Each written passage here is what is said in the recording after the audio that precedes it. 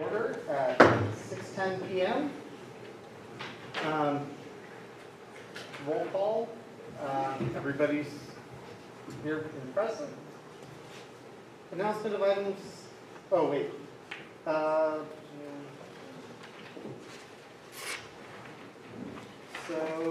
Open session. Okay, flag salute. In recognition of free speech and the following board agenda item, we welcome all and would like to note that saying the Pledge of Allegiance is not a requirement to participate in the business of this public board. If you do not say the pledge for religious, political, social, or personal reasons, you are most welcome here as an equal participant in the business of this board. Salute. Pledge. I pledge allegiance to the flag of the United States of America and to the republic for which it stands, one nation, under God, indivisible, with liberty and justice for all.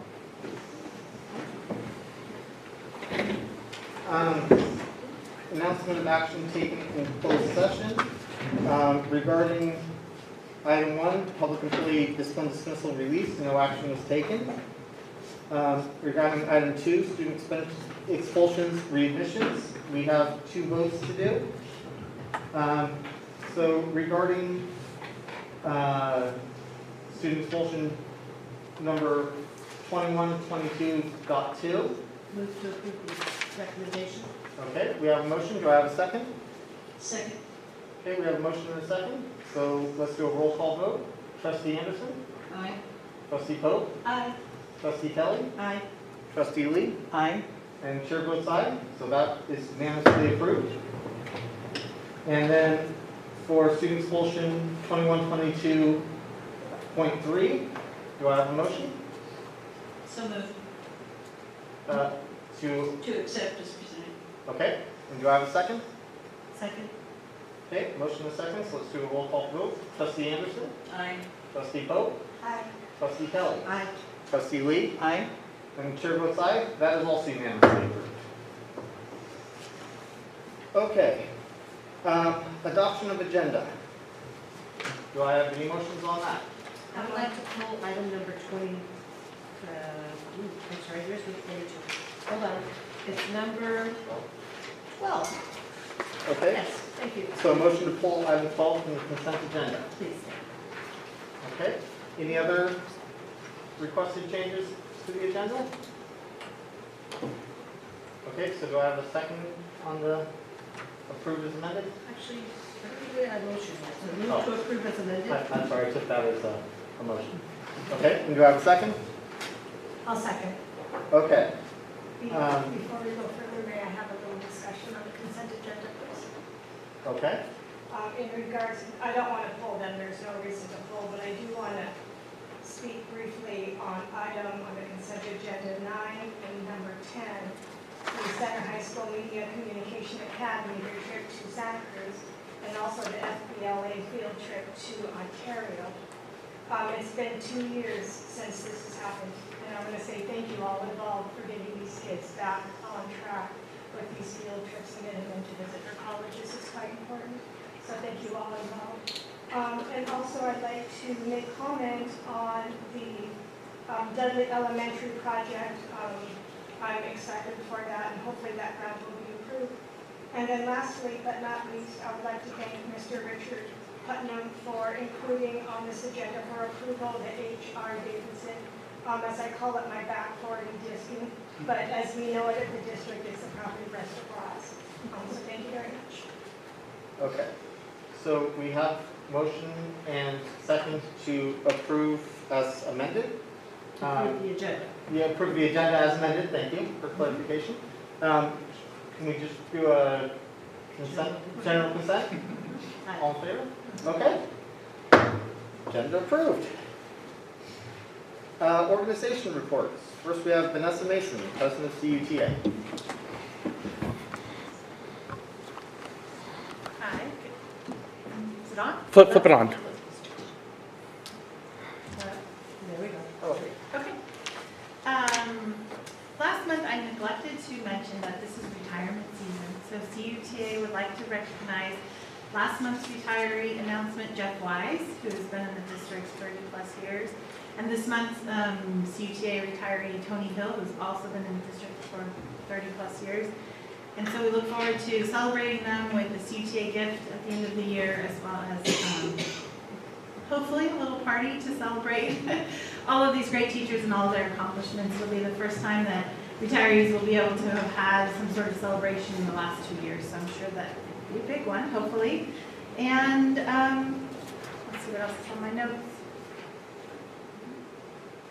We are too also excited to see those field trips on the agendas, and we've been having populations come into the campuses like Mad Science who've been doing field trips on campus, and so it's exciting to see, basically they're going from room to room to room to do a field trip in a box kind of thing, but we're excited to see that we're able to go off campus now. I don't think I have anything else. Okay. Any questions from the board? Thank you. Thank you very much. Okay, next we have Maisha Harris, President of CSEA. And I actually will be stepping in for Ms. Harris Okay. tonight. I was able to meet with her yesterday, and she sends her regrets. She was unable to attend tonight, and wanted me to pass along that she had no comments for the board, but she'll see you next month. Okay. Moving right along swiftly. Committee updates, curriculum instruction and special education update from Mike Jordan. Good evening. Good evening. Just a couple of things going on in the curriculum instruction, special ed, and health services world. We are coming up on our next third round of our iReady testing. We've completed 2, been working with SCOE and analyzing the data, and all the sites have been doing that as well. We are also starting to look at independent study options for next school year based on the trailer bill for the governor's budget. They're looking at some possible changes to independent studies, so we want to gear up, make sure we're ready for those. And then we are also currently enrolling students in preschool through grade 12 for summer school. So parents out there, if you don't have that link, contact your school office. It was in the update that Mr. Jackson sent out from the district, as well as your school sites have sent that out. So we're hoping for a robust summer school program at all school sites this year, same as last year. And finally, and this is if you approve number 6 on the consent agenda, we're teaming up with COVID Clinic for free COVID testing. Our numbers are down, that's fantastic, but just in case there's another rise, another surge, COVID Clinic will come in and not only test our students in the school who give consent, but they're going to set up some community-based ones where we're going to set it up in the annex. They'll come through, anyone from the community, it's free to everyone. So that would be fantastic. So please approve number 6. That was my three, I was like, okay. Sounds good. All right. Questions? Thank you very much. Okay, next we have a facilities update from Richard Putnam.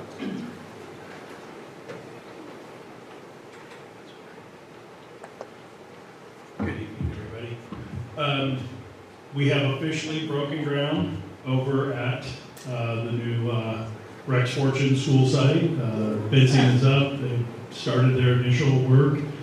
We are anticipating April the 7th for the ceremonial groundbreaking. And then also in tying in with that, on April 5th, I'll be sending out invites for those that have been part of the facilities committee in the past. We're going to start doing that on the first Tuesday of each month. That way it gives you guys, or anybody who's part of that, able to have updates on facilities items and the committee more than one day in advance of a board meeting. So it I think will help to streamline things for us. We have, as you see, we've got a little bit more progress down here on the dais, and that is a work in progress.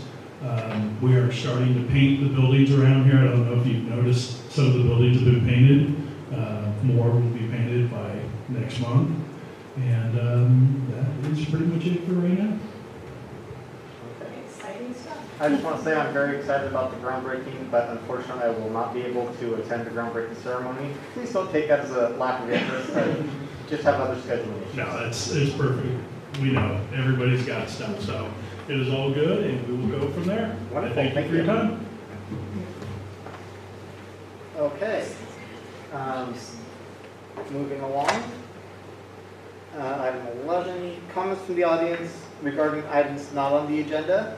Anyone may address the board regarding any item that is within the board's subject matter jurisdiction. However, the board may not discuss or take action on any item which is not on this agenda, except as authorized by Government Code Section 54954.2. A speaker shall be limited to 3 minutes, Board Policy 9323. All public comments on items listed on this agenda will be heard at the time the board is discussing that item. I also want to take this time to make a little announcement regarding this. As we're developing our new boardroom, we are going to be bringing in a clock so speakers will see how much time they have remaining. This is not meant to pressure anyone because frankly we haven't had issues with this, but just so people understand, you know, you have time, and frankly I think it might actually help people know they have more time than they realize. I was trying to time it on my phone last meeting and that did not go well, so I'm really looking forward to this. Okay, so do we have any public comments? Please. Thank you. Aaron, you coming? All right.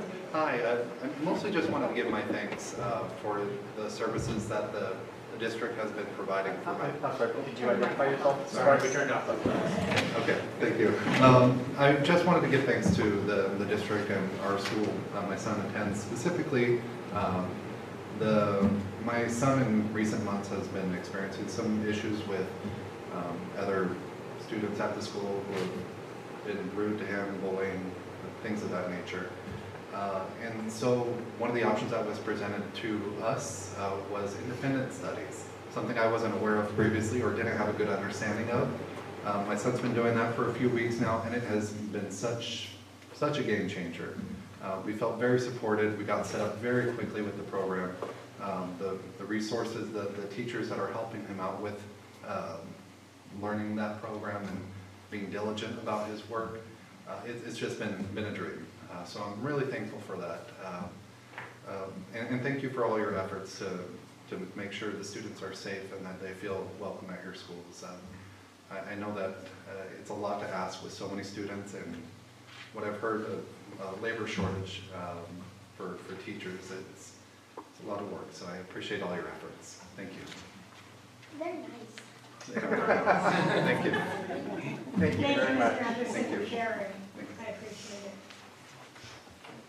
Okay, any other public comments? Online or in person? Thank you. I keep seeing a raised hand for, it says C. Connor. Okay. It looks like she is muted. Ms. Connor, can you unmute your mic?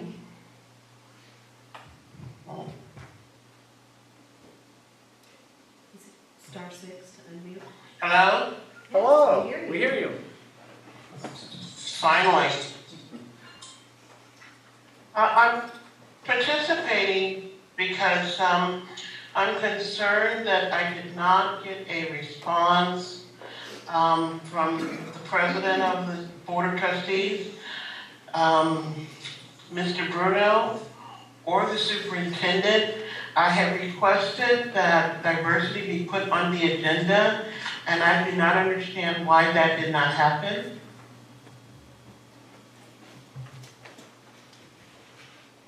Okay. Well, diversity is a broad topic for one thing, so there has to be some kind of determination. And what I would suggest, if there's a question, we can follow up with staff. And Mr. Bruno, you and I know have communicated via email with, I think this is the same person, so we can work with Ms. Connor to see what she needs to elaborate to get that. The request that we did get, I think you did respond. However, it was after the agenda had made, so anything we would have gone on for our April meeting anyway. So if we can. Well, can I stop you there? Because I still have time under the Brown Act. Yes. when you responded, when I made that request, there was still time to amend the agenda. Under the Brown Act, you had more than 72 hours to respond. And I think that this is a very important issue, and I am very concerned that it is not on the agenda. So when I made the request, I will just reiterate one more time. I was aware, because I'm very familiar with the Brown Act, the California Public Record Act, and so on and so forth. But when I made that request, there was proper time to notice and to make an amendment to the agenda, and that did not happen.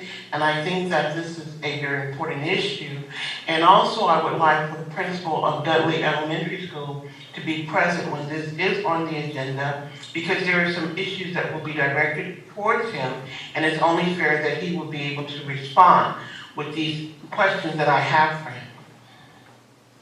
Okay, because of our limitations as far as dialogue on issues not on the agenda, I will reach out to you this evening and we can discuss this further.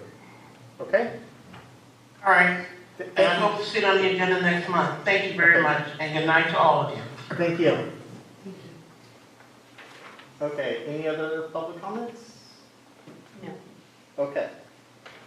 So consent agenda, with item 12 removed for separate consideration. Do I have a motion regarding the consent agenda? Move to approve the modified consent agenda, number 12. Okay, and do I have a second? Second. Okay, so it's been moved and seconded. Do we have unanimous consent? Yes. Yes. Okay. Unanimously approved. So, and that includes item 6. Okay, so moving on to item 12 from the consent agenda. The contract amendment number 7, facility needs and implementation planning services for modernization projects agreement, capital program management. Move to approve. Okay, and do I have a second? One second. Okay, do we want to discuss this? Yeah, I actually. Oh, wait, I'm sorry. Do we do public comment at the beginning? Oh, of this? I mean, if anybody has public comment, certainly, it's an amendment to a facilities contract. But once we've pulled it to a thing, we have to ask, are there any public comments on this item? Okay, go ahead. Okay, yeah, I was just hoping Mr. Putnam could come up and just give us a brief summary of what this contract is, why it's being extended, and just so that it's a lot of money, and so just kind of So giving us a. let me start, and then I'll turn it over to Mr. Putnam to You fill bet. in. So CPM is the agency consulting group that we use with facility needs and finance needs to support the work we do on the facility side. This contract was put in place originally probably 6-8 years ago. Each time we have a contract amendment, we look at the total cost of the projects that are coming, and then also the duration of their original agreement. So this agreement is going up just under $900,000. It means that we will not exceed that amount. But what it's for is the facilitation work they'll do on the Rex Fortune Elementary School. We have a multi-million-dollar, or at least $1 million air conditioning project that we're working on. We also have modernization this will be included in that. Also our CTE facilities. And again, there's one other that I'm missing that they're helping on, and I think the bandwidth, there's some technology stuff that they're helping with. So let me say that, and then I'll turn to Richard to see if there's anything that I've forgotten. Thank you, sir, and thank you. Yes, Superintendent Blair pretty much nailed all the items that CPM is helping us with.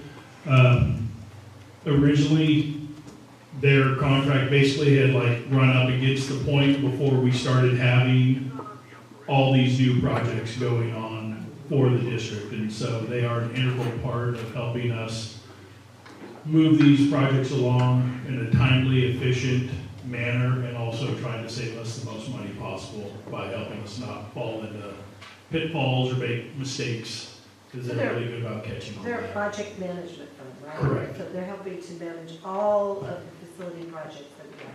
going on, which is great. And they also, didn't they originally do the assessment, the site assessment for us? And then we're still working off of that site assessment. that is So correct. basically, we're taking that site assessment in phases, adding money to it, but then in addition to that, we have so many new projects that it jumped up quite a bit this time. That is correct. Correct. Thank you.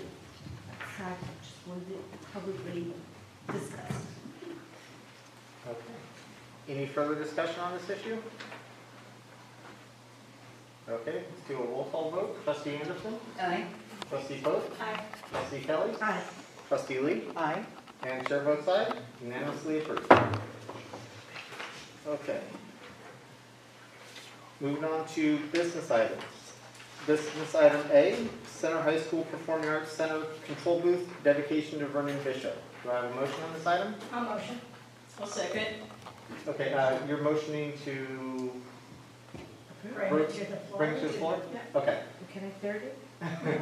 Okay. They beat me to it. So, Superintendent Larry, do you want to give us a background on this? I would, and then I'll actually ask Principal Ferguson to come on up, Mr. Ferguson. But as many of you know, Mr. Vernon Bichot was a longtime employee of the district, unfortunately passed away recently, but he was instrumental in actually many things around our MCA Academy. Actually started as a band teacher, if you can believe that. I was laughing, like he went from band to this, and probably single-handedly helped develop and build the structures within the control booth. And so I think that's where this recognition is coming from. So I'll turn it to Mr. Ferguson and let him have Good evening, thank you, Mr. Laird. So I wanted to read a letter that we had put together. The Center High School Theater and Control Booth would not be the same without the hard work and dedication of Vernon Bishop, who sadly passed away in 2021. Mr. Bishop was a teacher in the Center Joint Unified School District for 30 years and helped found and develop the Media Communications Academy, also known as MCA. He was also actively engaged in performing arts both at Center High School and in the community as a musician himself. Mr. Bishop was extremely involved with SEVA, Student Educational Video Awards, and CME, the Northern California Media Educators in the Sacramento Education Cable Consortium, helping create Sacramento's Student Media Day. Since inception in 2017, nearly 1,000 students have gained valuable knowledge and skills from Sacramento area media professionals. In fact, I got to attend one of those, and it was just a phenomenal event on the campus. He was also a staunch supporter of the arts and strove to create a state-of-the-art theater and broadcasting studio for students and community performances. One of my first experiences when I went into the studio, I was quite tempted with all the buttons, and he said, "Go ahead, you can't do anything wrong." It's still quite intimidating, but he knew all the buttons, and he knew what everything did. Center High School staff and administration would like to receive permission from the Center Joint Unified School District Board of Trustees to dedicate the control booth inside of the Performing Arts Center in the memory of Vernon Bishop. We would like to place a dedication plaque on the wall near the booth's entrance and a sign above the booth windows on the inside of the theater so it would be visible from the stage and the seats that states Bishop's booth. I have provided a replica, a mock-up of what the plaque would look like and what it would say. And just as Vernon Bishop welcomed all to his world of music, video, and broadcasting, we hope that the Bishop's booth will continue to welcome all those that enter the theater and control booth. Thank you. Is there a way we could display this so that people watching at home could see this mock-up? Before you sit down, can we add a nice picture of him above his plaque? That is intended to be a separate, yes. We want to have a picture above it so that the plaque is one thing and then the picture can be framed So many above it. students will recognize the picture and not Yes. so much the name. Yep. Or, So they'll both be placed to the side of the door. I wish we could have done this when he was still living, so he would know that he was being recognized. He gave so much to this district. He did. He knows. Before we get into board discussion, procedurally, do we have any public comments on this issue? Okay, carry on, sorry. That was all. I just, he did do so much for this district for years, and I think all the graduations, and I mean, he grumbled about it, but I think that was part of his personality. It was more fun than it was anything else. You're gonna cry again. Nah. I always so. But he enjoyed it, and he loved the kids, and it's really too bad that he didn't get that acknowledgement when he was alive. Whoever came up with the idea, bravo. I just wanted to add that, Mr. Bishop, one of the few teachers that I do know, unfortunately, I don't know a lot of the teachers unless they were Jamie's teachers, but he was definitely one that was very influential in Jamie's education. She wasn't part of the academy, but she did take a lot of the MCA classes. She was a broadcaster on morning news. She hosted the video awards one year. She participated in the video awards. So very involved in all of Bishop's programs. And so, he was crumbly, that's for sure. But he was very But he genuine. was a really good, really good person. And I know all of his students loved him. So one last comment too is with approval on the plaque, as it says, at the spring plays inaugurated on the 24th, we would like to do a brief ceremony before the play, which would be the official dedication of the booth on that night, if it's so approved. I just want to comment. What was that date? The 24th, March 24th. March It's 24th. written on the Okay. little sample certificate you were given also, Lindsay. I just want to say, in general, I tend to be against naming things after people because, as history goes on, you might learn things or history might not view the person the same as you viewed them in the moment. However, this is a plaque and, if the unforeseeable happened, which I let's just say, get along the record, I do not see this happening, and we needed to rescind this for some reason. A plaque's not as big a thing as a building or a school, but I also want to say that although that's my general stance, I do feel differently on this issue because my daughter was in MCA. She worked with Mr. Bishop. I think she's going to cry when she sees this. She worked in that with him. She worked on news with him, and I think this is a wonderful idea. So. We worked with my son too, so he made a big difference in Mike's life as well. Yeah, that's at least three of us where our names were directly impacted by him. So, yeah, he left an impact on the school and the community. Okay, any further discussion? Okay, roll call vote. Trustee Anderson? Aye. Trustee Poe? Absolutely. Trustee Kelly? Aye. Trustee Lee? Aye. And chair votes enthusiastically aye. Unanimously approved. Okay. Business item B, board bylaw 9310, board policies. Do I have a motion on this item? So moved. To, Bring it to the table for discussion. okay, and do I have a second? Second. Okay, motion and second. Dr. Lee, was this something you had requested, or? So at our handbook workshop, it was brought up or requested that we possibly talk about this, to have our handbook mirror our board policy. So at this point, to be honest, I don't remember exactly who requested it, but what I would suggest is we finish the handbook, we would want to make sure that they do absolutely, because remember the sample handbook we had, the outline that was in there was different than this because of the sample. So I think someone had made a comment about doing that, so we can happily table it and then make sure they align it at a future time when we get that finished up. But that's all I remember. Okay, do we have any public comments on this issue? Okay, any more discussion? I would just like to see it added that if the proof is not submitted in the. That's a subject. No, that's a different, So that's this, a different. That's a different one, yeah, no, this is Sorry. alignment of the handbook with. right, Oh, so okay. what I would do is Just table this. table it, and then I'll take after the our direction, workshop. we can look at, when we actually do that segment of the handbook, we can look back at this policy, and then if we need to adjust either one, we can do that. Okay.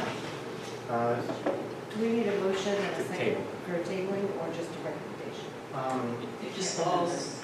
Yeah, I think it's just being tabled because no one's motioning or discussing further. Very good. Oh, very good. Okay. Wow, we are moving quickly.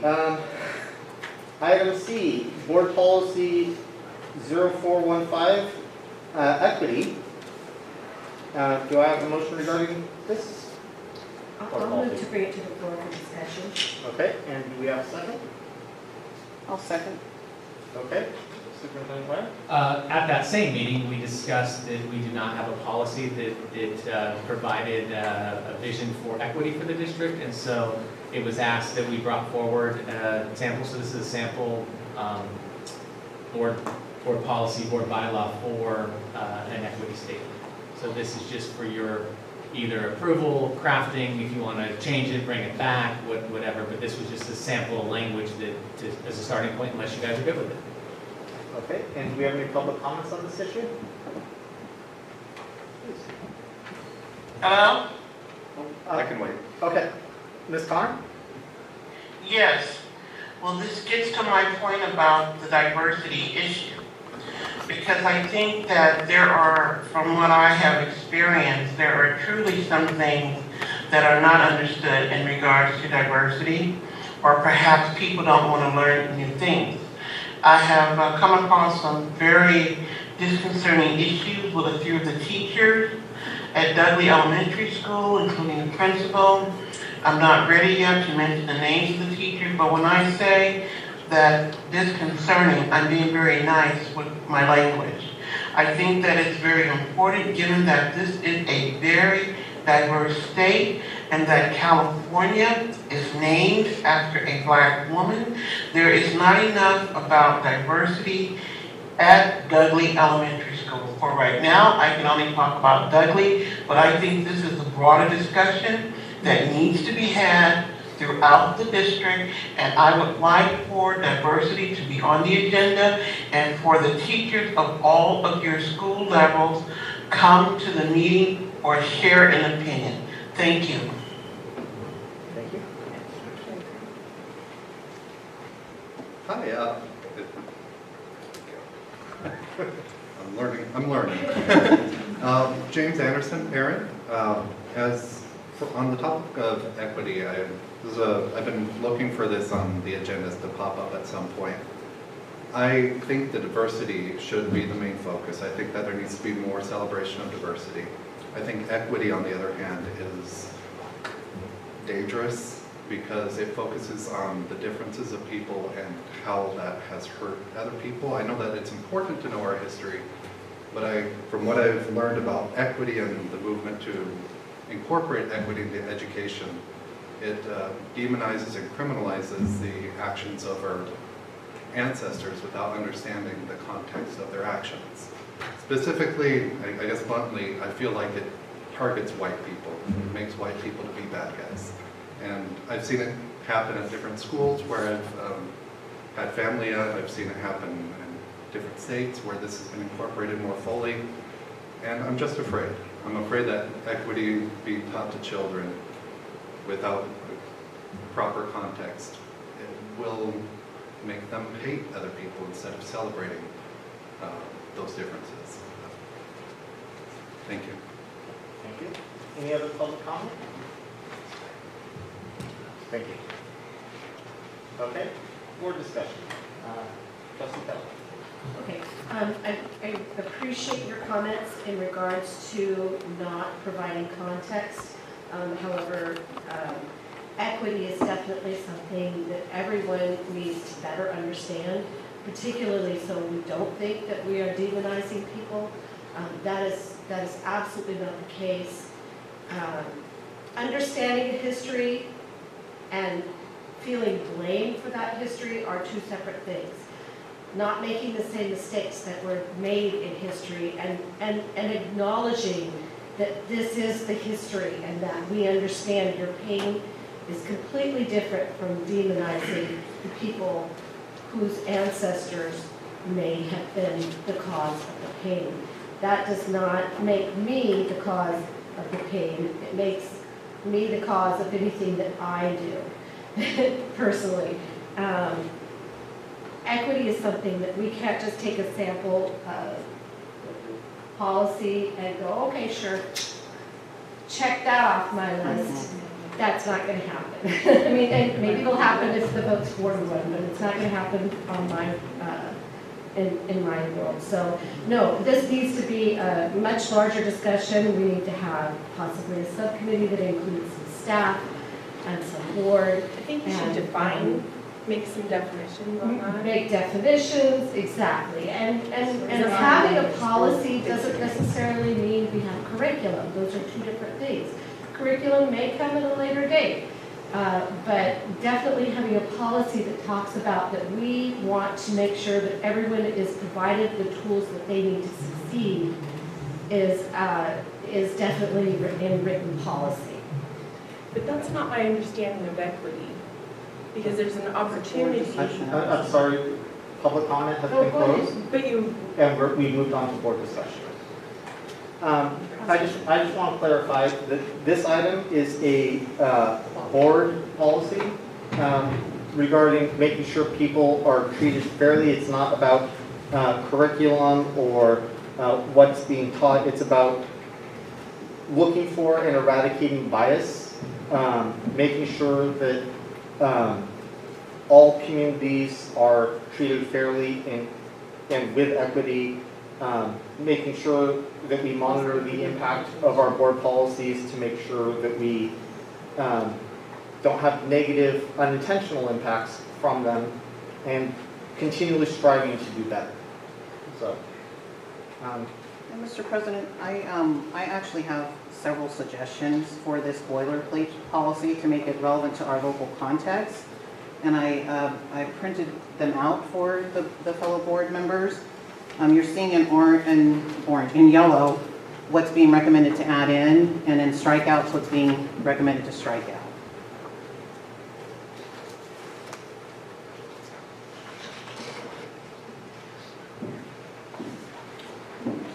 recommended by who?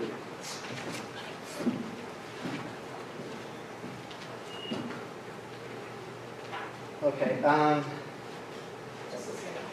there are a significant number of changes here, Yeah. to the point that I would say that this is not something that would be easy for us to discuss and include the public on in this meeting. So, Could I recommend that we schedule a board workshop prior to our next board meeting? Is that something that we can do an extra hour to focus I think it's going specifically to on take more this? than an hour. Yeah, I guess. think the idea of having a subcommittee with certain people Okay. within the district. I would really prefer to have a committee on the whole, Okay. not a subcommittee, because this is a policy that has wide-reaching effects. Yeah, committee, I think it's just legislature at that point. Maybe we're saying the wrong word. so the purpose of a subcommittee would be to work on the language of this and Yes, then bring and it then back to bring the it back. committee as a whole. You're saying that we should Do this as a build whole. an equity committee that's separate from this policy, right? And so those are two different peak topics of conversation. Do we have an equity committee district-wide, and do we need a subcommittee for the board and staff to address what our policies are? I think we should have some public comment on it, though.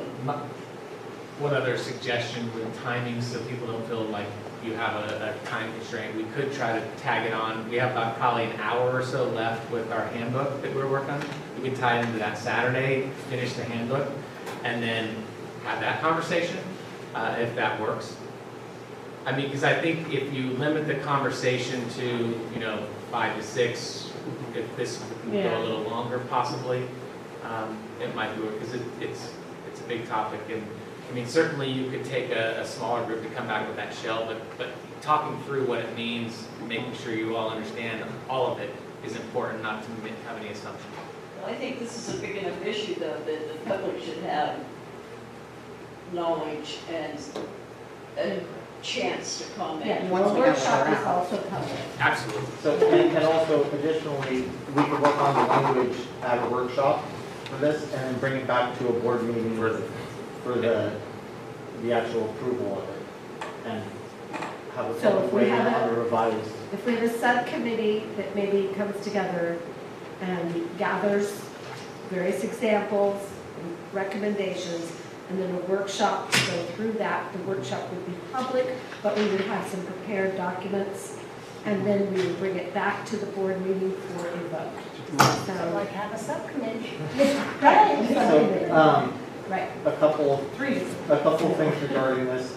If we were going to do it as a workshop, we have to look at what the scheduling would be. And I'm not sure if we can necessarily get the scheduling done before the next board meeting.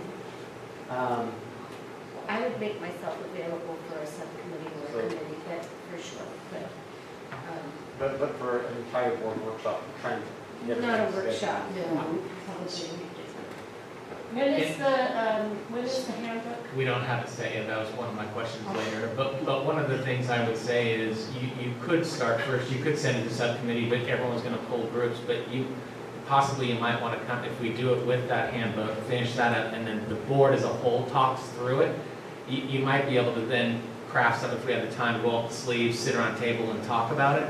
I don't know if the subcommittee would just delay the process more. I'm happy with either way, but I think part of this is that kind of productive work through it, talk about it, get an understanding. I think it would help, but as a byproduct of team building, I think understanding where everyone's coming from, community, everything. So, and certainly any of these would be open to public.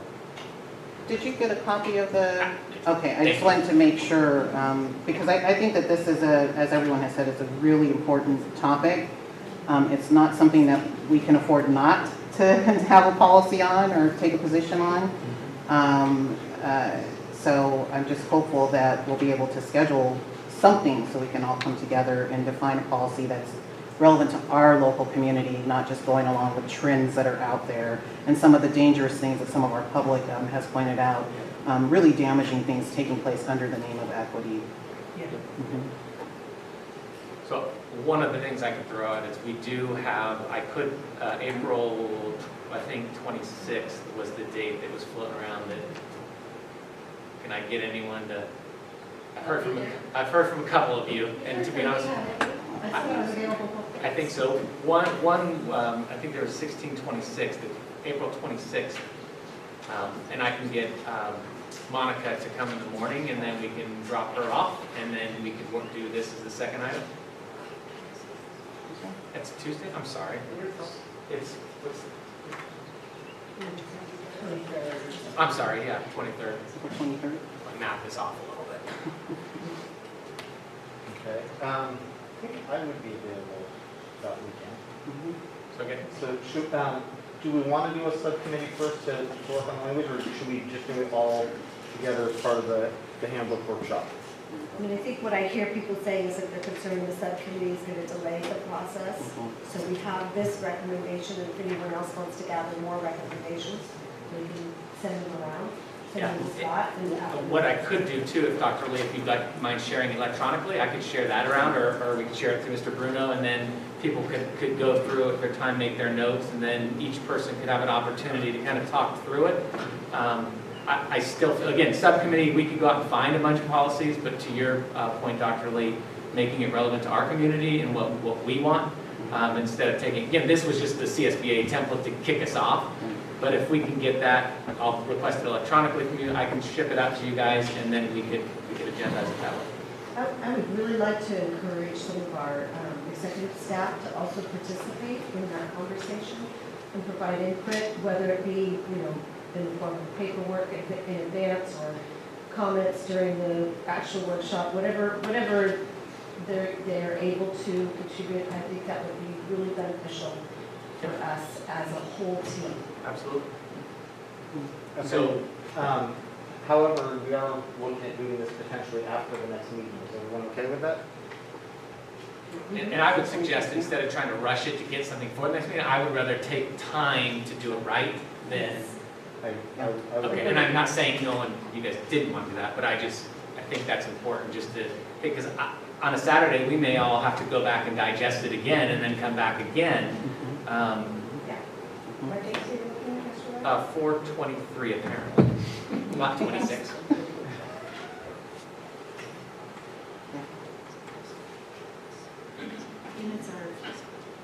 Yeah.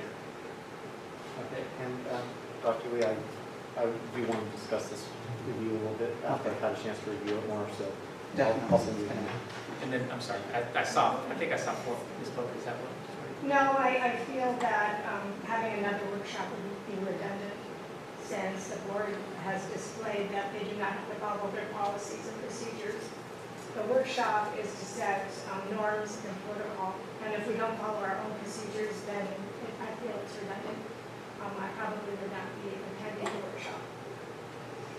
Yes, got a good point. I'm sorry, could you expand on that a little bit? Sure, the board does not have to follow its own policies and procedures. So having a workshop to determine our norms and our protocols would be redundant. Maybe should we separate this from the? No, Okay. that's not, sorry. So just looking for direction here. I would just ask that we move forward on our own consciousness and our own willingness to work as a team and to come together on an agreement as far as the policies and what this does. I would, maybe that I would suggest, in my opinion, to have a separate workshop than work that way. That's my opinion. So what I'm hearing is could we use the 23rd, because I saw some nods, the 23rd to dive into this, and then we'll figure out the handbook stuff at a later time? That works for me. Is that okay, Jonah? That would work for me. Okay, so we'll slate the 23rd, and then I'll send it out just to confirm, but then we'll. Okay. Okay, so we are tabling this for a workshop discussion. Okay. Can I, 9 to noon, same kind of thing, does that still work for you guys? Can I ask that stakeholders other than the school board are invited to the meeting? Because if you are expecting the staff to implement these policies and procedures, they should be a part of the discussion. Yeah, so any of our Saturday workshops are open to everyone. But I don't know that in general, every CSEA member and every CTA member, and non-members for that matter, are aware that those meetings are taking place.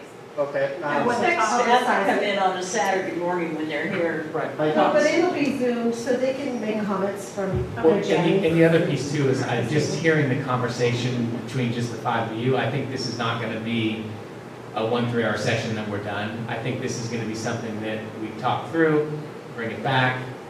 So I think there'll be opportunity as it gets refined. So, and certainly we're communicating, every time there's a meeting, so we can talk with you, talk with Ms. Harris as well. I think this is going to turn into a bigger public battle than what you think, because it's going to be connected to other things. So I think, I want to stress that all of our meetings, whether these regular meetings or our workshops, are open to the public and all staff. I want to make that abundantly clear, but if we haven't been clear about that, maybe on this one we need to reach out a little bit more. So, okay, moving on to item, where was I? Item E. Wait, no, I'm sorry, item D. Board bylaw 9220, governing board elections. Superintendent, do you want to give us a? Yeah, if you just go ahead and bring it to the floor and then I can share why. You're absolutely right, thank you. Do I have a motion regarding this item? Move to approve. Well, actually, move to bring to discussion. Okay, move to discuss, and do I have a second? I'll second. Okay, thank you for the procedural correction. Right, and at the last meeting, this item was discussed. There was language that was talked about. We tried to capture that, and then the board had requested to bring it back to further the conversation. So that's where we are. So in your packet as backup, there is wording, and then behind that is the actual current policy. And I think the consideration had to do with the residency verification paragraph. So that's the item as we put together. Okay, and do we have any public discussion on this item? I would just like to say that, public, never mind. Okay, no public comments? So go ahead, Nancy. I would just like to say that I would like to see included in this that at the end of the month when they're supposed to approve residency, if it's not been done, they should be censored by the board because there's no consequences to it. And censorship is something that should be taken very seriously. I've never seen anybody censored by the board in the whole time that I've been here. But at least then it would give them something on their record, that they did not go by the board rules. And it would be something that other board members could point to during election time or whatever, that this person did not go by the rules. There was some questions to whether or not the residency was established.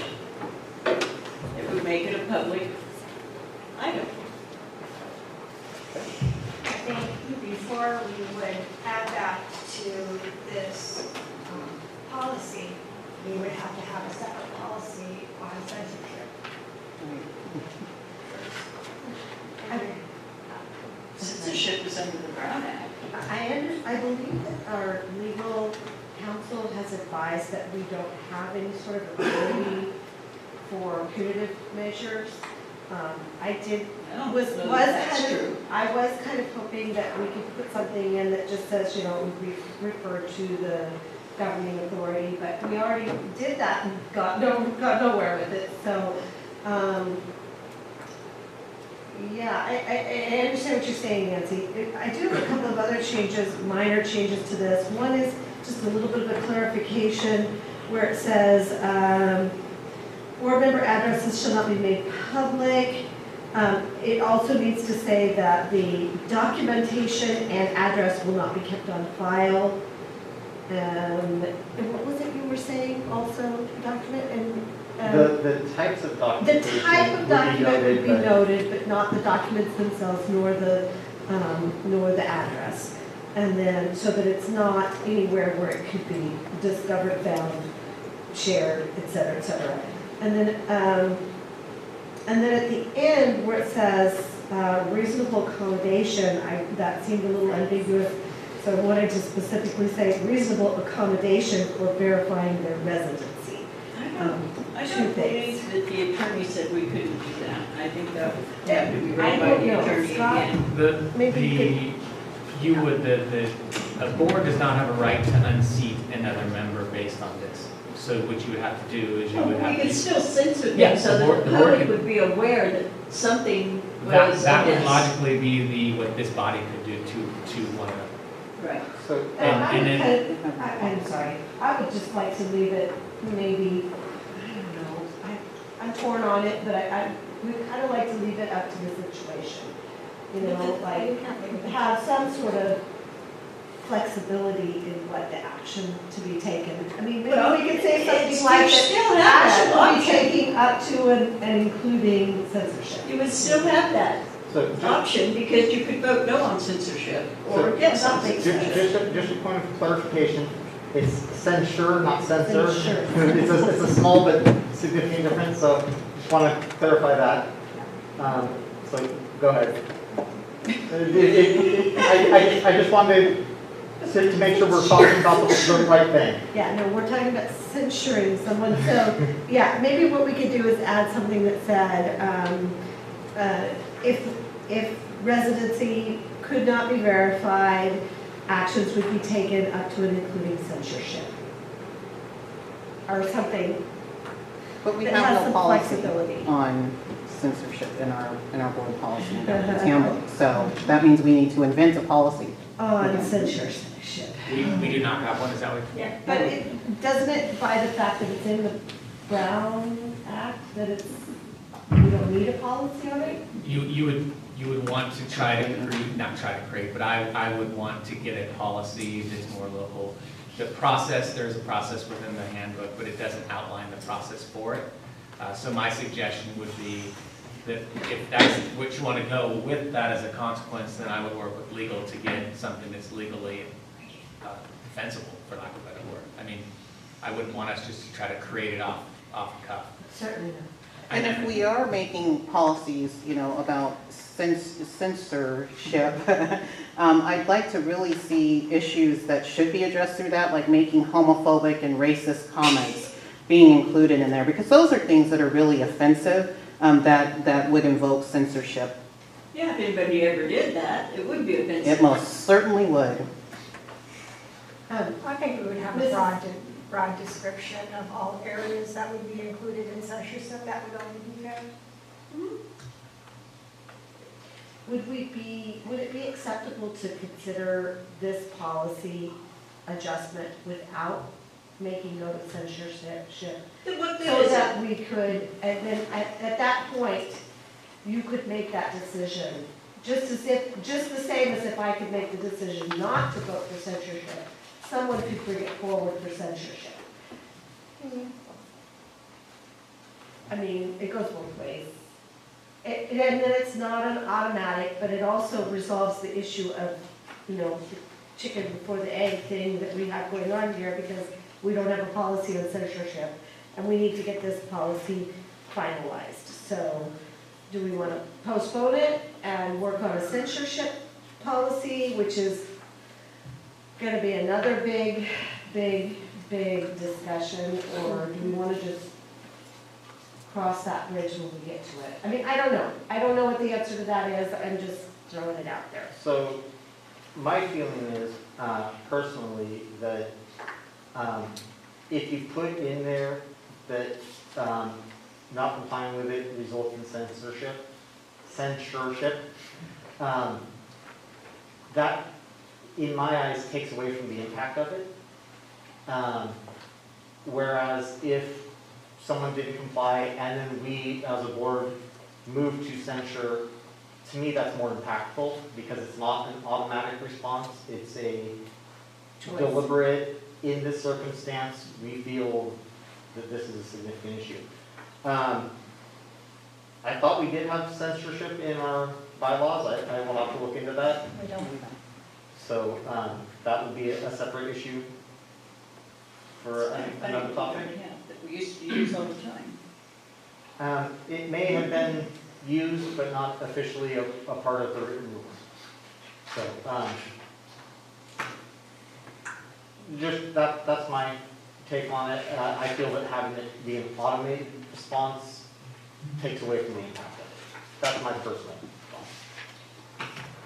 Well, I would like to move to approve it with the two revisions that I recommended, which were to clarify that the reasonable accommodation was for verification of residency, and what was the first one?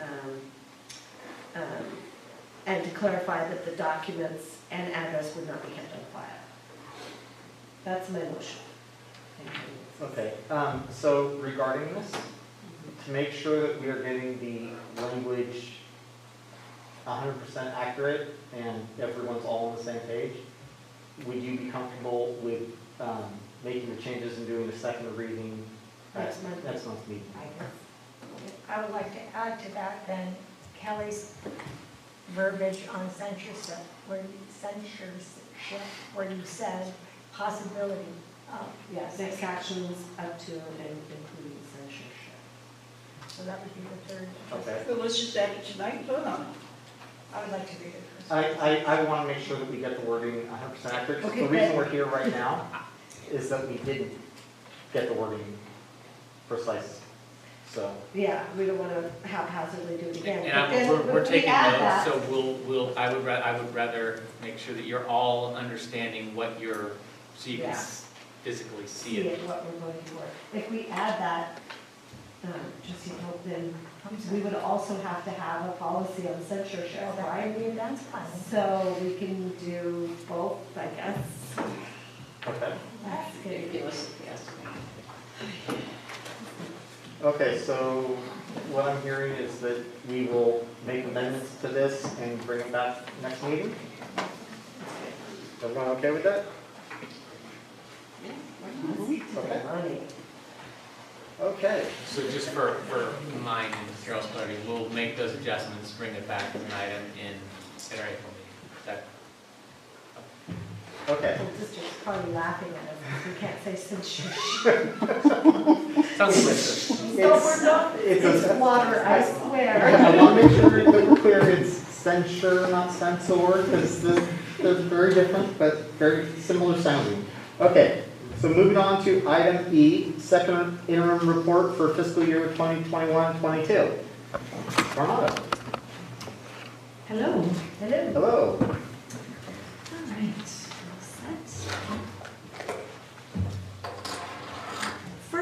wanted to take an opportunity to thank you for allowing me to restructure my office so that it could work most efficiently. The coordinator of categorical programs said, I'm not saying this to boast, but she said it's a brilliant idea because it's a bridge between me and working on the financial records and her who works on the programs and making sure they're implemented and writing the plans for them. So the fiscal analyst is the go-between between us. And so I just want to thank you for that. Christina DeGrange has been fantastic. She helped with some of the calculations on this report, and it's really made my office run better. I've also talked to the 2 employees who came on board and who have fewer days in their calendar. And I did their evaluations this week and brought up, do they think they have enough time to do their job? And they do feel that they have enough time to do their job. So everything's been great, and I want to thank you for letting us make those changes. Thank you for mentioning that, Lisa. Sure. Okay, so how does this work? Oh, there we go. All right, so I always put where we're at in the budget cycle because it just goes round and round and round. And we are at the second interim financial report. And it's our last look at this year's reports. We're getting feedback. This year's reports, this year's budget, what we've spent, what we've taken in. And then we're not really going to look at it again. We're going to start moving to the budget for next year will be our next report. And then we look at the actuals, what we spent later on in September. So this is just our last look at this fiscal year before we move forward. I always want to show what our district enrollment is like, and because it continues to decline, unfortunately. On the official census date in October, we were down 52 students from the prior year. I've projected that enrollment will stop declining because of the new housing that's coming in. So we really need to see those students. Of course, we're not funded based on enrollment right now. We're funded based on the average daily attendance of the students. It continues to be based on our 1920 figures. So whether students attend this year or not does not affect our funding. I know that sometimes parents wanted to say, as I brought up before, that they just want them in school because of COVID, they don't want them to miss, or with the mask issue. But really, whether students attend this year or not does not affect our funding. It just affects their learning, and that's our concern. So next year would be a cliff, is what we're calling it in California, and it's not just for our districts, it's for all districts. Our enrollment is declining, so our average daily attendance is declining statewide. Next year, if the current formula stays in place, we would be funded on next year's enrollment or this year's, attendance, or this year's attendance. And this year's attendance is quite low, and so it's about 3,900 students, and then instead of the 4,000 that we're being funded on. So it drops what would be 238 ADA next year. And that is an equivalent to almost or over $2 million. And so we don't want to see that happen. Luckily, the governor in his budget proposal in January gave some different formulas that we might use to base our funding on. And it's still being negotiated. His plan was to allow districts to use the ADA for the current year, which would be actually next year we're talking, or the prior year, which would be this year, or an average of the 3 prior years. So this year, last year, and the year before. But the concern, and it wouldn't be, 1 year would be out of there because we didn't take attendance for COVID. The concern is that the COVID years will be part of that 3-year rolling average, and so it's still gonna harm us. And so people are negotiating, trying to figure out a different way to take that COVID year out of there. I know that we had a letter by Capital Advisors today that they were sending to the state, the governor, I'm not sure who, and they asked us to sign it, where they're looking at a different formula to help us. So we're just on the edge of our seats waiting to see how we'll be funded next year. But I'm quite hopeful that we know that there's a problem, that something will be resolved, and we won't see that $2 million hit.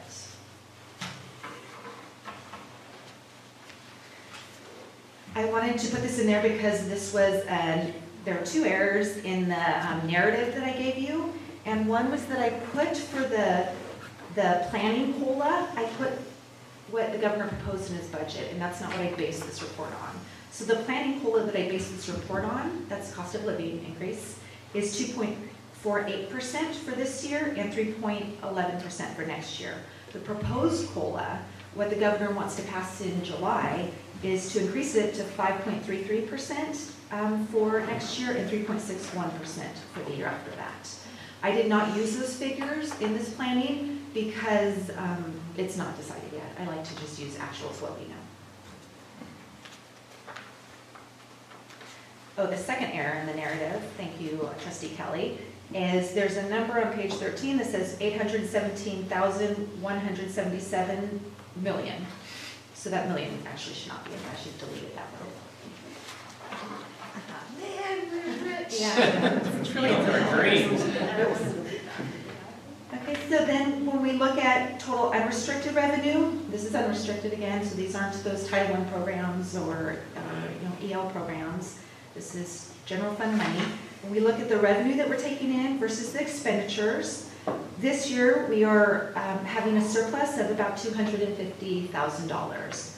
I want to remind you that I base the budgets on the highest that we've spent in the past 3 years, and so money always falls out. So at the end of the year, when we do unaudited actuals, you'll see that that number is probably higher. There are other things like supplies, budgets for school sites, and they don't spend all of their budgets, and I let them carry it over each year. So that kind of money will fall out too. In 22-23, it shows that we're deficit spending by over $800,000. There are two figures in there that I want to pull out. One is that I have us contributing to Fund 13, our nutrition services program. We started feeding our students for free right when COVID hit, so we haven't got a good judge of how much money that we will receive in revenue for Fund 13 yet. And so, based on what we seem to have gotten this year, compared to the salaries that we have to pay out, it looks like that we'll have to contribute to that fund about $230,000 next year. And then also I have in there $200,000 going to Fund 20, the other post-employment benefits. So that's $430,000 that doesn't have to be in there or might not be in there of that $800,000 if we needed to cut some dollars out of there. And then again, a reminder that I choose the highest. So if we had legal fees that were $50,000, $60,000, $70,000 for the last 3 years, I'll take a budget of $70,000 and carry that forward, just to cover what we might need. It also does not factor in salary savings from attrition. So I have that all of our staff will all move over on the salary schedule, but we know some are going to retire. We heard a couple today, and they'll be replaced by employees who are not as high on the salary schedule, and so that'll be a savings too. So that's not factored in here. So really when I look at this, I look and I think that, okay, it's kind of a wash. We're spending what we're getting, and that's a good thing, because you want to spend. That's even with the lower ADA. That's even with the lower ADA. So you want to spend this year's money on this year's kids, so it shows that we're doing that. Now, when we put in the higher COLA, when we put in those ADA calculations, we're going to have a surplus that we'll have to decide how to spend, meaning you as a board. Okay, the reserve for economic uncertainties. This is the look at the ending fund balance, and it's less the unspendable and less the reserve for economic uncertainties. So it shows that we have about $10 million that is one-time money, like a savings account, that we can spend as you desire, of course, to meet the needs of our students. And then next year, it goes down because we're deficit spending by $800,000, and so, of course, this ending fund balance is going to be reduced, et cetera. I flipped this out of order on you because this was more logical to come next. The cap on local reserves hits next year. So there's these tests, there's test 1, test 2, test 3. I don't really know how they figured out what it all means, but what I do know is that we can't carry over more than 10% of our reserves. So when we look at that, the amount would be, that's held in reserve, will be about $5.11 million over 10%. So 5.11 million has to be committed by the board. Otherwise, we get penalties. I'm not quite sure what that means, but we get penalties. So in May, then we'll bring to you some ideas of what we can commit it for. I'm going to be working with Mr. Lair. I'll work with bargaining groups. I asked Mr. Lair to talk to you to see what priorities are. And then we would pass a resolution to commit the funds, and then we're allowed to keep those funds. So the reserve cap is currently in play It'll be for the next year's budget. for next year's budget. So this year, We're we can okay. only hold 10% for next year. When when you approve the budget in June, we have to show that we've committed what's above that 10%. So we have to do that to spend next year. So we have to do that before the budget in June, which would put us in I get May. it. Thank you. Sorry for the. So, and then if you do vote to commit those funds, you can vote to uncommit them and you can spend them on something else if something else comes up. So your hands are doubly tied. And writing a resolution? In another resolution, yeah. So any questions about that? Right. Looking at other funds, but beyond our Fund 1 General Fund, we have our special reserve in Fund 17 of $2.45 million. And that's kind of set aside for any construction costs that we may need, building Rex Fortune and the CTE schools, buildings, etc.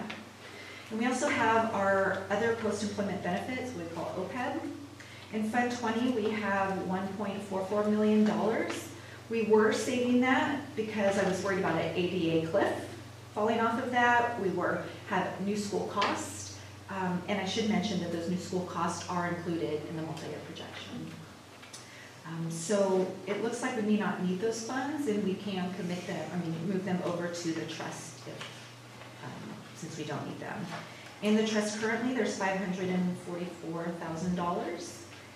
And our net OPEB liability, that was asked last meeting, and so I added that in here, about $8.4 million. That means if everybody retired and everybody got their 5 years, this is how much it would cost us. We use a pay-as-you-go model, so we just pay for our retirees every year, every month. And so it doesn't affect us, but it's still something the state wants us to do, is to build up a trust with that money where the interest will pay for those retirees through time.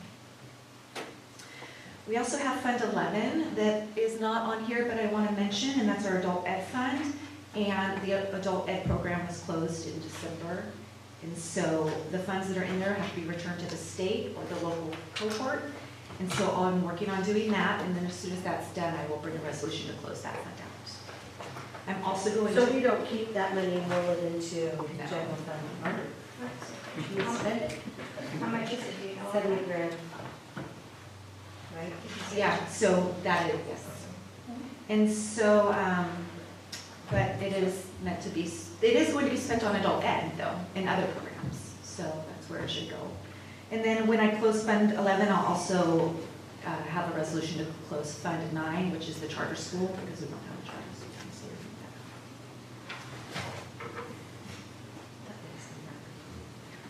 The COVID relief funds, I just keep adding this in here just so you know how it's looking with that spending.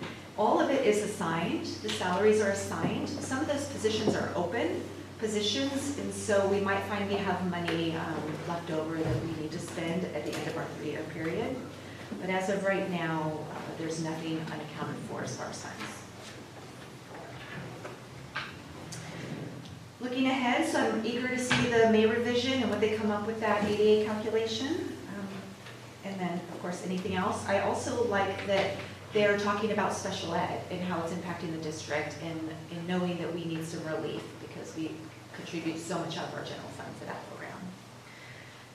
And then looking ahead also at new construction. So as I said, we assigned teachers and administration and custodial staff, and all of that is included in the multi-year projection. So I just need to see how that plays out and how the numbers look. Any questions on that so far? So Trustee Kelly asked about a budget workshop, just to kind of get to know it. what all these reports mean in here, in this packet. And I know that that's hard, you're having trouble coming up with dates and things, so I thought that after each report, I'll just take a few of the reports in here and mention them. And so I wanted to start with focus areas. If I was a board, what would I look at? You know, what should you be looking at when you look at all these reports? So the first thing you should look at is average daily attendance. Is it increasing or decreasing? Because that's how we get our funding. And then I put on there which forms you would want to look at. The average daily attendance numbers are in the multi-year projection combined, and criteria and standards report numbers 1 through 3. So you can reference back to those to see where you're going to find those numbers. I already talked about that, so I don't need to talk about it again. Budget and comparison variances. You want to ask yourself, has any area changed by more than 10% since the last report? And if we were going to spend, I'll do legal fees again, $50,000 on legal fees, and they increased by 100%, now we're spending $100,000 on legal fees, you want to ask, what happened? Why are we spending so much on legal fees? What's going on? And so in my narrative, it breaks out each section, each category, like supplies and salaries, and you want to look to see if there's anything more than 10%. And then in the actual reports, it goes line by line for every type of revenue, every type of expenditure. And so you also want to look at those to see if it makes sense that we are spending more. Revenues and expenditures is something you want to look at. You want to know, is ongoing deficit spending projected? Is it a lot of money? Are we going, why? Are we overstaffed? Are we not, are we giving too big of a budget to sites? You should be asking those types of questions. Cash flow. That is a separate report, so you want to ask, can the district meet its monthly financial obligations? Is there any month in the cash flow that we won't be able to do payroll or do AP runs? Luckily, that's never been a problem when I've been in the office, but that was a huge problem before that during our decline, our recession. I know you picked what bills to pay because there wasn't enough money to pay them all. So that's something you want to look for. And then you want to look for the ending fund balance, how much unrestricted one-time funds are available, and if there's a lot, you should be talking amongst yourself to say, what are our priorities? What should we be spending this money on? So as a board, those are the main areas that I think that you should review and that I would review if I was board member. Any questions about this? That's very helpful. Yeah, very incredibly helpful, thank you. I know that Trustee Kelly wanted to go over some other forms. Do you want to do that now, or do you want to do that next time? We can do that now.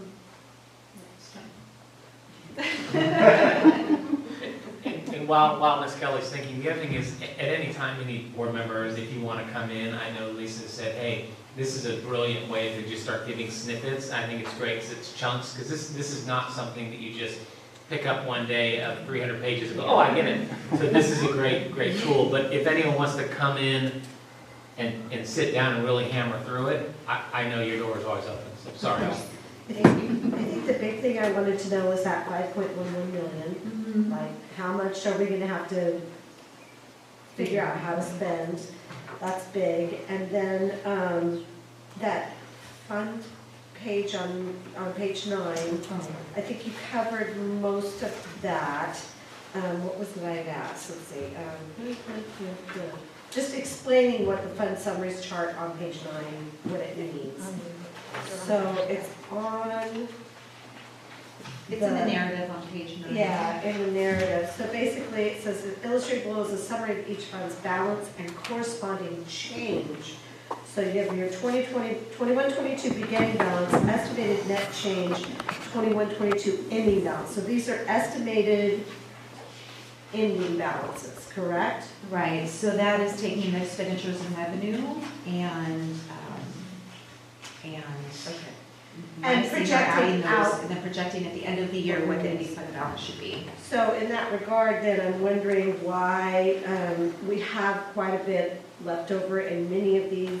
Obviously, building fund, we know why that's there. It's we're getting money, we've got money to build a building. So, but like the 1.647 in the OPEB, how would we go about getting that transferred to the trust? Do we have to do a resolution? I mean, I wouldn't want to do the whole thing clearly, Right, but that's a lot to have sitting there not drawing interest when we could be drawing right. revenue, so, So you've already directed me to do that, so I would just, I do 200,000 a year, I'm just doing that because I just wasn't sure. You know, I'm more conservative money, but I feel comfortable that I can move that over to the trust now. You had asked about the Child Development Fund. That's our catalyst after school program, so it's a wash. The money comes in from the state and we pay a contract to the people that run Catalyst. Sometimes we get a little bit too much money and that goes in a special reserve that can only be used for program needs. okay, so that 66 grand will carry over Yes. to next year Right. in the child development fund, Right. same fund. Okay, maintenance of effort? So the maintenance of effort, there are two, actually. There's one that is for special education students, and there's one for Title I, basically, federal programs. And they both want to make sure that you are not using that money to supplant the regular funding for a student, that it's supposed to supplement the funding for a student. So I have to do special ed to make sure that we're keeping the same level of spending for special ed students.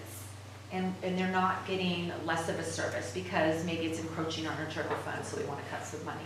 We have to keep it the same or greater each year. So that was a problem last year because it actually goes by a percentage of how much you spend, and we got all that COVID money. And so that came into the calculation and reduced the percent that we're spending on special ed students. So I had to move some money to pay it out of special ed instead of out of COVID when it was appropriate to do so, so that that maintenance of effort can stay up. And then we also do it for Title I programs to make sure that our students who are have lower socioeconomic group, that we're not taking Title I money, general fund money, I guess, away from them, and then just using Title I money to support them. It should be a combination of both. So that's what's called maintenance of effort. Yeah, so basically, you have $5 that you're contributing to the lemonade stand. Somebody comes in and donates $20 to the lemonade stand. Now you have $25. Right. You don't have 20. You can't Right. take that 5 away Right. because now you have 20 coming from another source. You can't supplant it. So I just thought that was something that people might be interested in understanding because it's in the report. And in respect for Nancy saying next month we'll cover some of these things. Thank you. I will add, I know what your questions were, so I will add them to the next report. I just so appreciate all the work you do on this. It's a lot. I mean, it's very complicated and I rarely know exactly what I'm looking for when I look at it. So I just kind of go through and go, I wonder what that means. Let me find out. I'll be doing each section. Okay. Thank you. Thanks, Ms. Cardinal. Thank you very much. Thank you. Move to approve. Oh, we need public comment?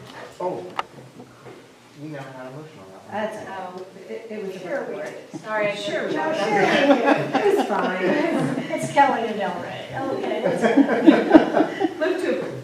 Okay, and do I have a second? I'll second. Okay, so do we have any public comment on this? Okay, any board discussion? Okay, roll call vote. Aye. Aye. Aye. Aye. And chair votes aye.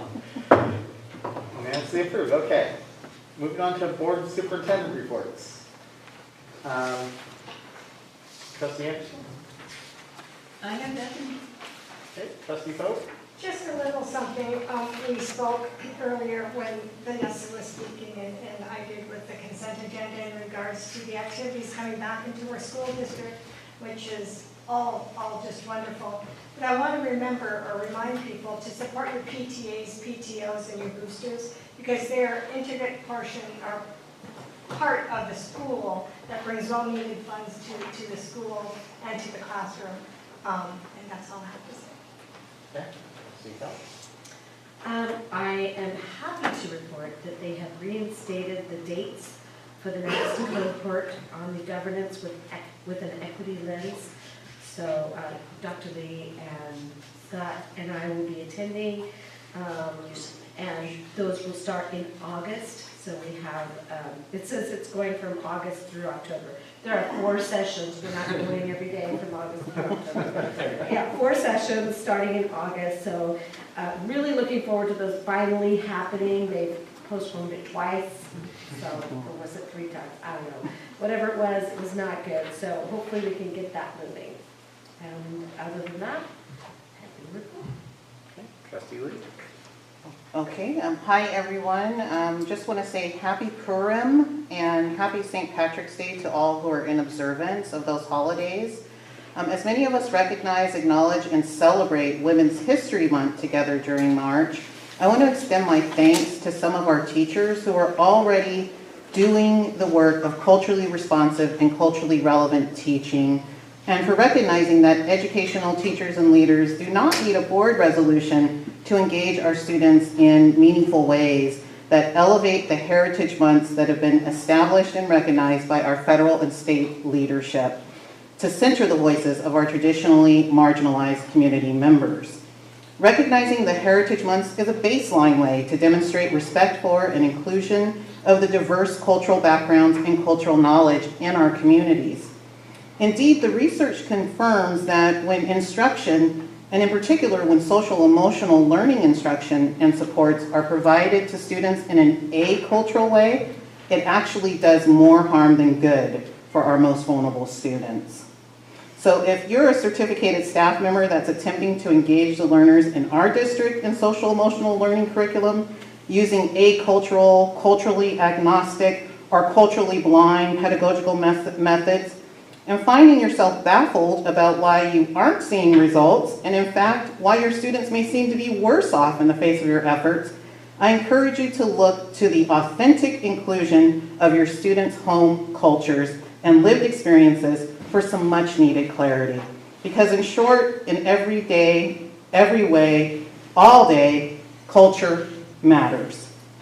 And so I'm really excited that we're going to be going to this equity and governance participation starting in August. I think it was the 3rd time it's been rescheduled. So let's cross our fingers that California School Boards Association is going to have it together and that we're actually going to be able to participate this time. And with that, my next open office hours are Monday, April 4th from 4 to 5 p.m. You can access the Zoom link on the board website. They will continue to be virtual. It's convenient for community members to be able to access those. So any and all members are welcome to drop in 4 to 5, first Mondays on Zoom. And I look forward to connecting with you all. Be safe and be well, and we'll talk soon.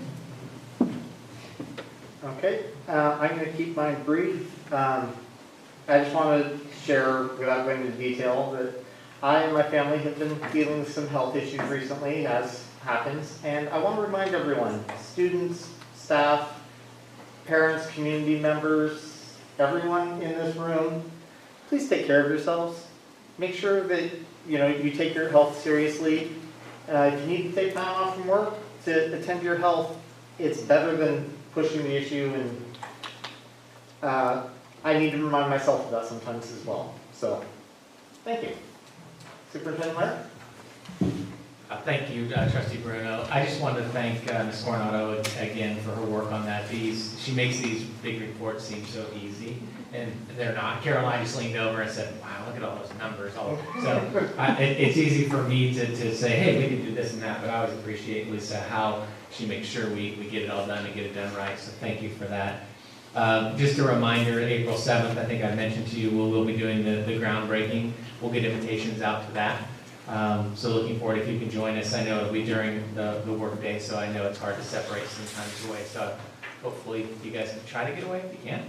And then, as Mr. Jordan said, gearing up for summer school, we're looking to have a great experience for our students again over summer.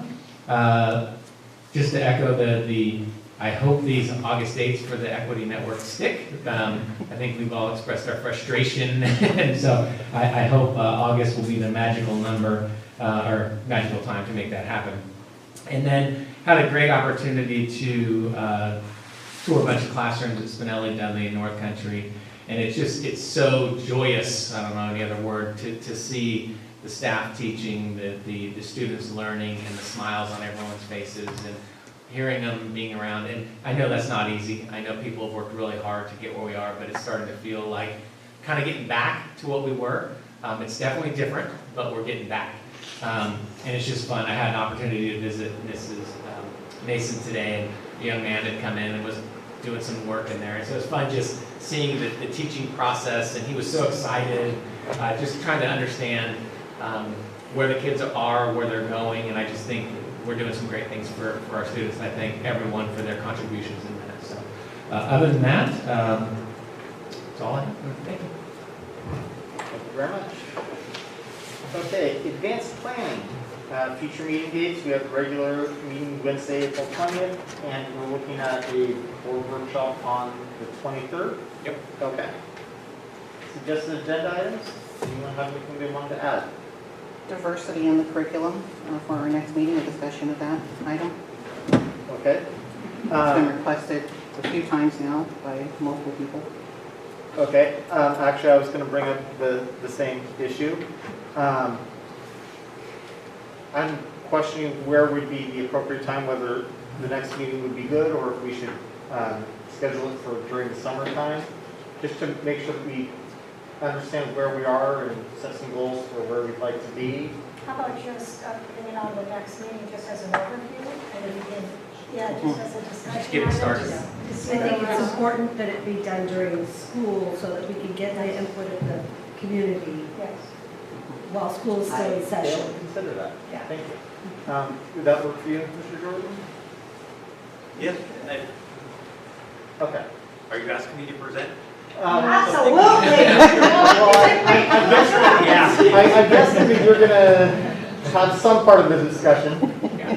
So one of the things is there more specific that we're looking at how diversity plays out in the curriculum, outside of the curriculum, all? Do you have an idea? Just from what Ms. Connor has mentioned, she has some things that she wants to share with us and that wants us to discuss and look at. So one of the Yeah, things, I think maybe there's two topics as well. One is diversity in the curriculum and one is just diversity in general. So I don't know if we want to limit it to diversity in curriculum or have two separate items, but I want to make sure that whenever Ms. Connors and anyone else wants to discuss relating to diversity is not kiboshed by our Item. by our focusing it So Ms. Connor to did reach detail. out that she wanted to discuss some diversity curriculum issues. I'm planning to reach out to her and touch base and see if there were other diversity issues to discuss. I think diversity as a subject is very broad, and that we do need to dial it in to more specific so that we can have a more productive discussion. We might have to have multiple agenda items on it. only because if we're going to present something, I mean, the topic is large, so we would, just for my own sanity, Mr. Jordan's sanity, we would want to know where we want to start. So if we want to hear an item on, I'm trying to figure out how to not narrow it, but have it open, but still, I just don't know, like, based on this conversation right now, what we would bring forward to you other than an open conversation around that. Because diversity in curriculum is different than diversity curriculum. Right. Diversity curriculum is actually a purchased program. Diversity in the curriculum would be Well, our current curriculum and how. I also think it's outside of the curriculum too. I know from Mrs. Connor's emails over with, I think you and I might be with board, is some of the things is not necessarily, especially Mr. Jordan, was it not just, the diversity that's represented in the standards that then our textbooks reflect, but I think it's additional to that. So there's a couple different tracks, and we're happy to bring forward whatever. I just don't know what. I just want to make it productive. And Scott, I'm not sure that we would be asking you to bring anything forward necessarily. Cool. I think it's more just an open discussion for the community at this point. Okay. Maybe I'm wrong. Well, our first email, I'm sorry, go ahead. I'll hear what Ms. Coach is trying to say. Thank you. I was going to say, why don't we talk to Ms. Connor to see what her thoughts are, and then see if you can get a topic of sorts, and then bring it to Mr. Lair and see if we can narrow down some specifics. Okay. From my personal point of view, I would like to hear more about how our curriculum currently does approach diversity so that we know where we're coming from.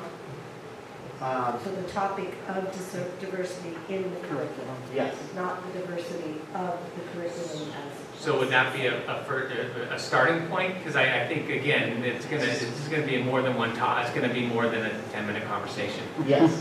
So what we could start with is how, and Mr. Jordan, you're looking at me like, but we can at least figure out diversity as it relates to the curriculum that we have. But remember, we serve pre-12, so we can find snippets within that to share within the standard. I'm just trying to. And how many different nationalities? Are we, Go ahead, no. are we looking for examples within the curriculum, within the frameworks, within the standards? And when we say diversity, are we looking for examples of racial diversity? Are we looking for examples of female writers in literature? Are we looking for I have a feeling that we need to sexual speak to preference? Ms. Connors before we can. Gender? What exactly am I? So I think Mr. What am I presenting? Bruno, I think you had mentioned to the caller that you would go ahead and reach out, so maybe that'd be our first step.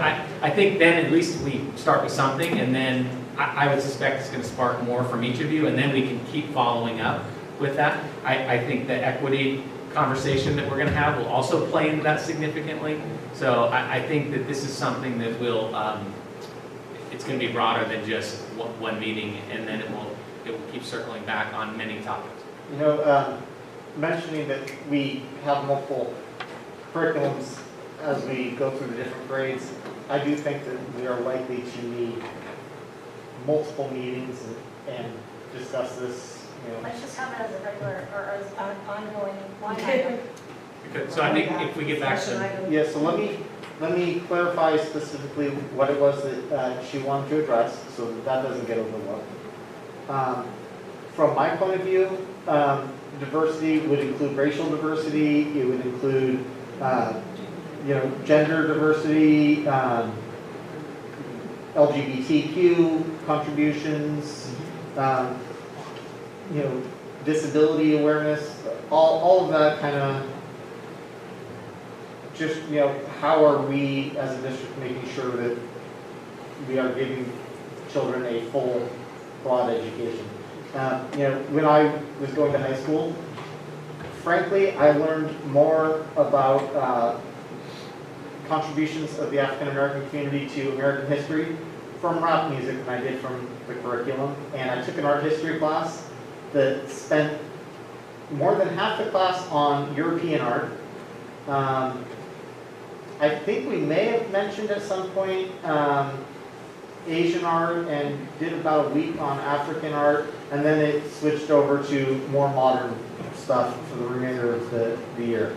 So back then, I don't think they were doing a very good job of including diversity because they focused primarily on European history there and not other aspects of it. So again, just to clarify, you're talking about diversity of the curriculum, not the topic of diversity in the curriculum. So I think we need to make sure we talk about both, right, when we do have this discussion. Does that make sense? I didn't. Yeah, go ahead. Want to answer? I need to clear my head a little bit and think about the differentiation between diversity in the curriculum and of the curriculum. So one is you're presenting a diversity of like artists and history and things like that, and the other is you're specifically talking about diversity, which would be a social subject. I was thinking more the first.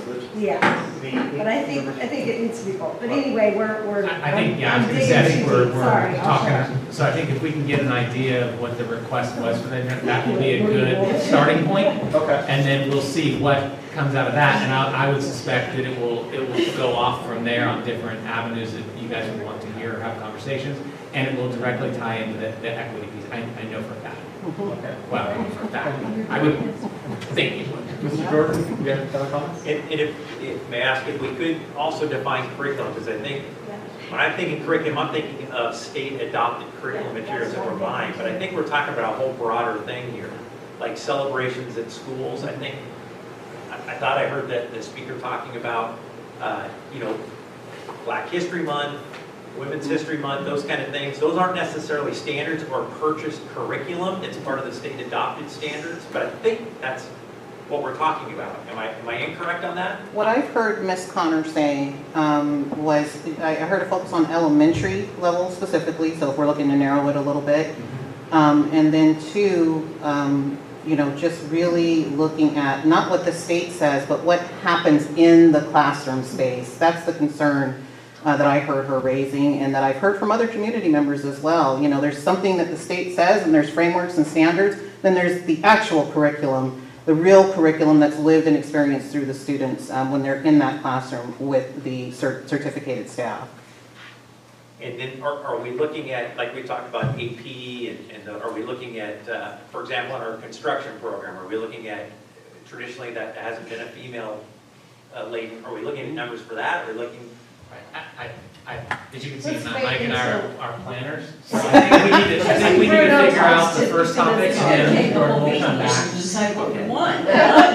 Let's defer this and say we're going to have a topic on diversity. And with the specifics, we will provide to you after he has the And it's conversation. clear we're gonna have to do this in bite-sized chunks over a period of time, because this is a much bigger topic than I anticipated. I'm being very clear on. May I make a suggestion? When Absolutely. you get your notes down and figure out what you want to do, can you email the board on your ideas of what to talk about next month on diversity? Okay. And then maybe if we could have a discussion item continuously for ongoing, because it's huge.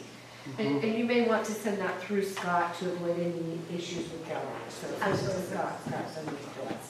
Well, and that was the problem with her first email, is it was really hard to try to figure out what it was exactly she wanted on the agenda.